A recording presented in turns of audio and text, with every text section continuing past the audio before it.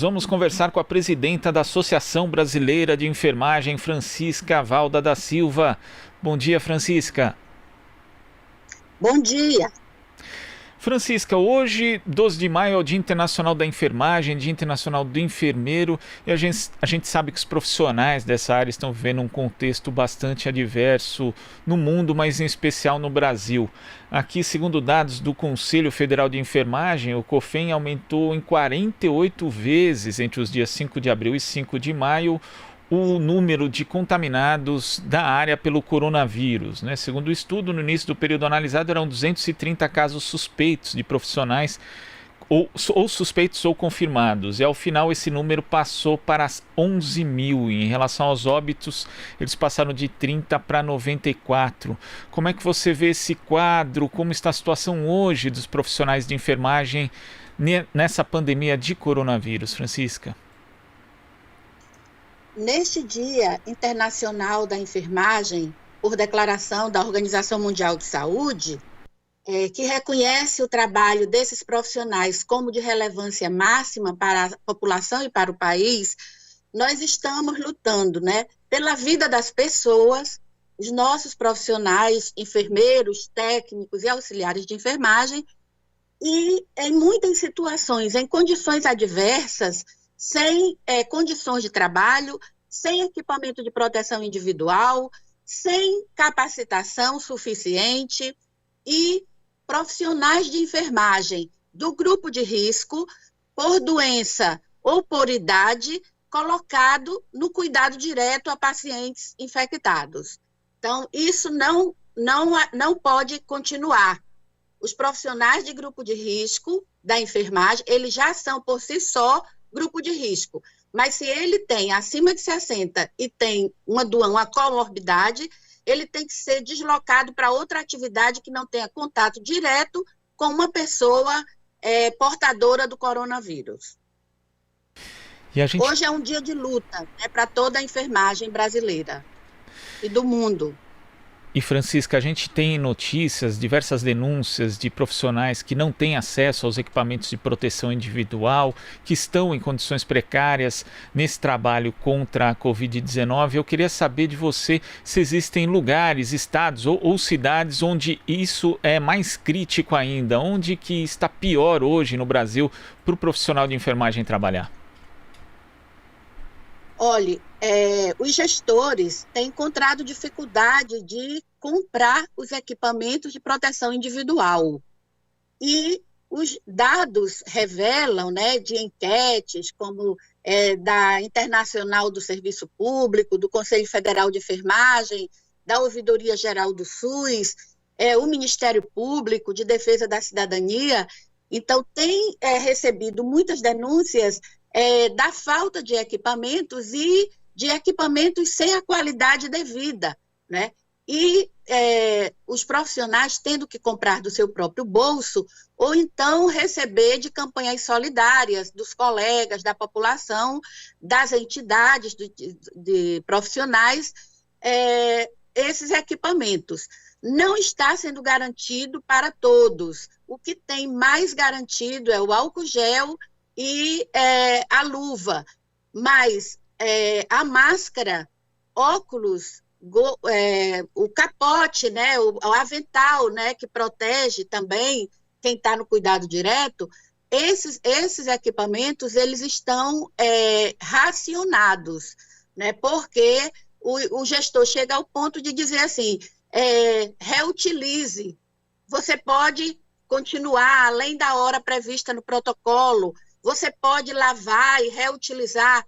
Então, a gente tem notícia de denúncias que chegaram, né, para nós, tá bem, que tem estado do Nordeste, eu recebi denúncia de Sergipe, de Aracaju, que há um protocolo pela falta desses equipamentos, né, pela falta de máscaras, principalmente, que estabelece médicos 100% recebem máscara, enfermeiros uma parte recebe máscara se tiver em determinados ambientes de trabalho. E auxiliares e técnicos não está garantido máscara, tá? Então, o que a gente tem hoje, né? nesses números que você deu, de 168 mil casos confirmados no Brasil, esse crescimento exponencial, e mais de 11 mil óbitos, né, nesses 168 mil, nós temos 98 profissionais de enfermagem que foram a óbito. E ontem nós estávamos investigando 2 casos muito próximos de confirmar. Então, se esses 2 casos forem confirmados, nós teremos o número 100 óbitos de profissionais de enfermagem. Mortes evitáveis, não é morte natural. Isso é bom destacar, né? São mortes decorrentes de negligência. E agora a gente chama para conversa a Marilu Cabanhas. Oi, Marilu. Oi, Glauco. Bom dia, Francisca. Bom dia, Marilu. Francisca, e a gente está vendo aqui o índice é grande, né, de mortos no setor de enfermagem. Agora, quem está sofrendo, inclusive, mais são as mulheres, né, já que a categoria é formada, né, em sua grande parte por mulheres, né, Francisca? Exatamente. No Brasil, a Fiocruz, numa pesquisa promovida pelo Conselho Federal de Enfermagem e pela ABEM, pelas demais organizações da enfermagem, identificou que 85% era de mulheres, né, entre os profissionais da área de enfermagem no Brasil. E dentre esses óbitos, né, 98 colegas nossos que perderam a vida, suas famílias perderam seus entes queridos, 67% desses óbitos são mulheres. Agora, Francisca, em relação aos outros países, né, enfim, como Itália, Espanha, Estados Unidos, em relação ao número de mortos, né, nesse setor de enfermagem, o Brasil já está passando muitos deles, não é isso, Francisca? É verdade. Nós temos no mundo inteiro, né, 260 enfermeiros que morreram, né, profissionais de enfermagem que morreram. E o Brasil sozinho tem 98, os Estados Unidos tem 91, né? Os Estados Unidos têm 78.500 casos confirmados, né? 78.500 mortos e 91 profissionais de enfermagem. Então, esse número é muito alto, 38% das mortes de enfermagem no mundo inteiro estão no Brasil. E agora, como é que você viu, né, essa medida do presidente Bolsonaro em liberar salão de beleza, barbearia e também academias, né? Tá certo que muitos governadores e prefeitos não vão seguir, mas enfim, essa medida, como é que você qualifica?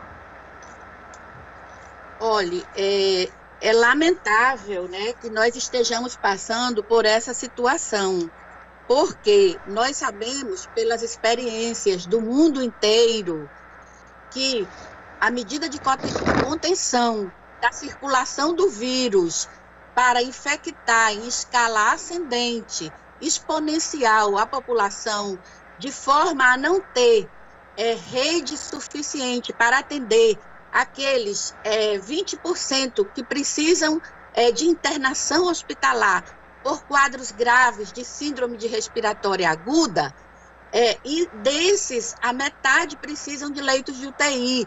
Então, a situação ela não é simples e não é de brincadeira. E, nesse momento, o bom senso, a ciência, a responsabilidade de um chefe de Estado é de proteger o seu povo. Sem a população que gera riqueza com o seu trabalho, nós não teremos retomada de economia, nós não teremos uma possibilidade de vencer esse coronavírus, né, que está uma doença de importância internacional.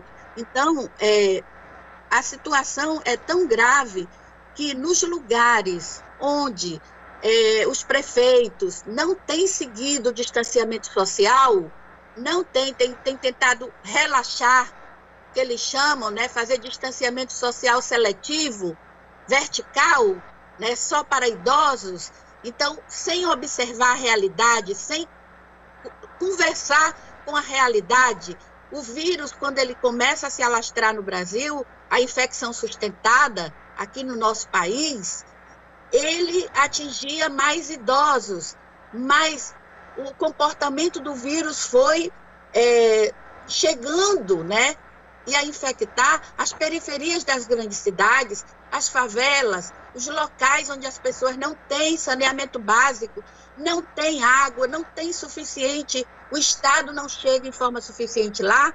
Então, nesses locais, o percentual de profissionais de enfermagem infectados é muito maior, né? Se a média nacional é 21%, né, dos profissionais de enfermagem infectados, nesses locais sobe para 35%, para 50%.